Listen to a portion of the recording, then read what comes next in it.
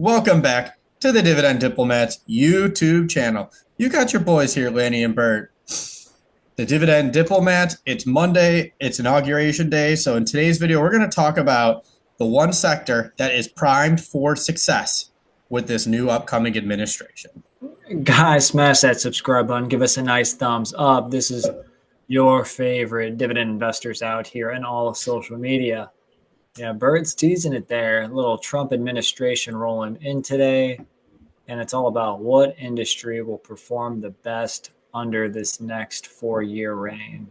Yeah, we're not talking crypto in this video, so I'm sure we're going to see what's going to happen with crypto, the executive orders, all that fun stuff. It's going to be chaos in the crypto sector.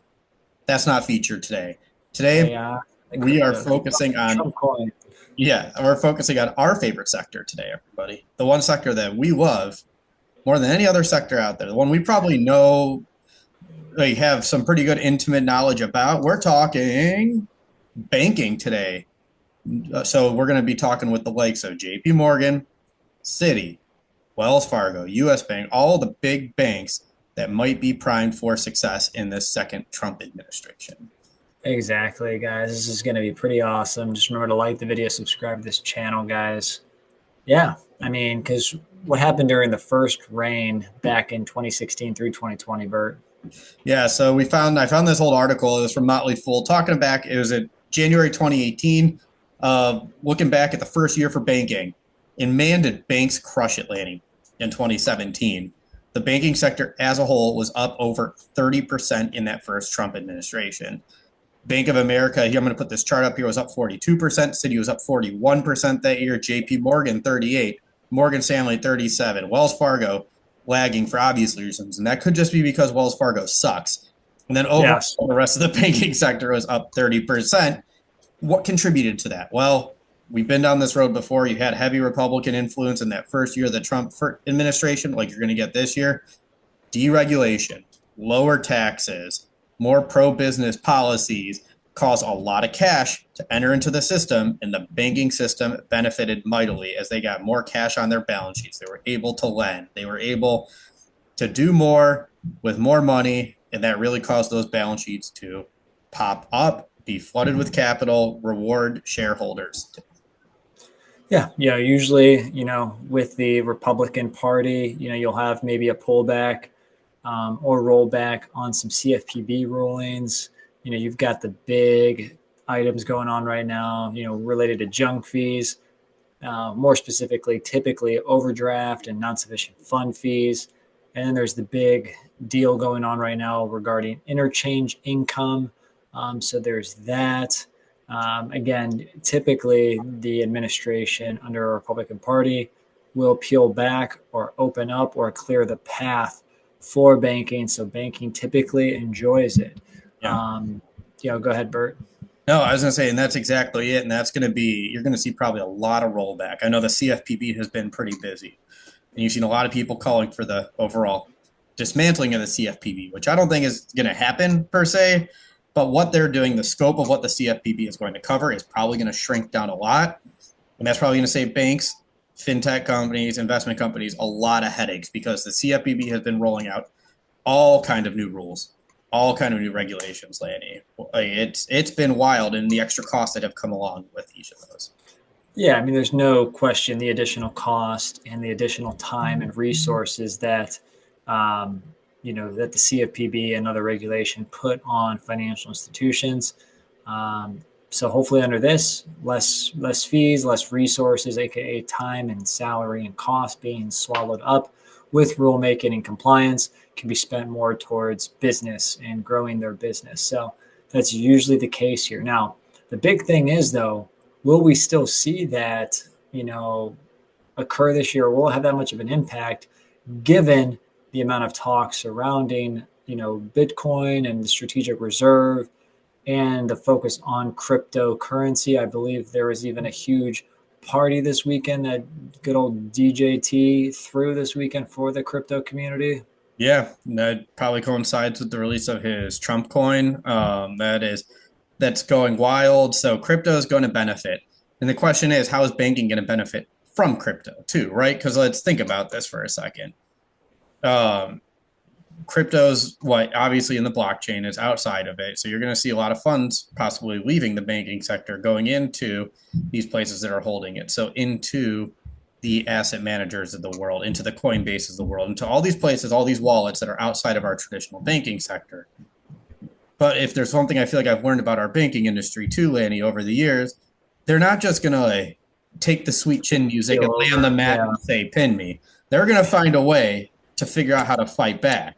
You're going to see them pop up. You're going to say, give me at least 10 more sweet chin musics. And I don't know how, but I'm sure if you switch the regulatory environment around to the more pro crypto friendly one, you're going to get a more pro crypto banking environment too. They're going to find ways to allow banks to get into this system too, to help make it safer for some people, but also allow them to get some skin in the game. Yeah, I guess we'll have to really find out on that front, Yeah. guys. Are you guys thinking the same? Do you feel like, crypto will have any sort of impact to banking come 2025? There is another headwind too, Lanny. There is one thing that could change, make 2025 different from 2017 for this sector. This time it's different. Yes. 2017, low interest rate environment, low inflation. 2025, higher inflation, higher interest rates. So you're not getting that same easy money environment that you had in 2017. So that'll be another headwind that this administration is going to have to face. Yeah, you're spot on. I mean, right now, we're all dealing with, rates being higher for longer. Inflation data is still skewed and mixed. January more than likely will be a rate hold instead of a rate cut. Yep. They might see, and I think they're forecasting 2 rate cuts here in 2025, which still keeps it in or around that 4%-ish range. So you're still going, and that's the Fed funds rate. Again, don't confuse that with mortgage rates. Mortgage rates do not follow the Fed funds rate. In case you have not been following, mortgage rates are back well over 7% despite Fed rate cuts, guys. So do not confuse the two.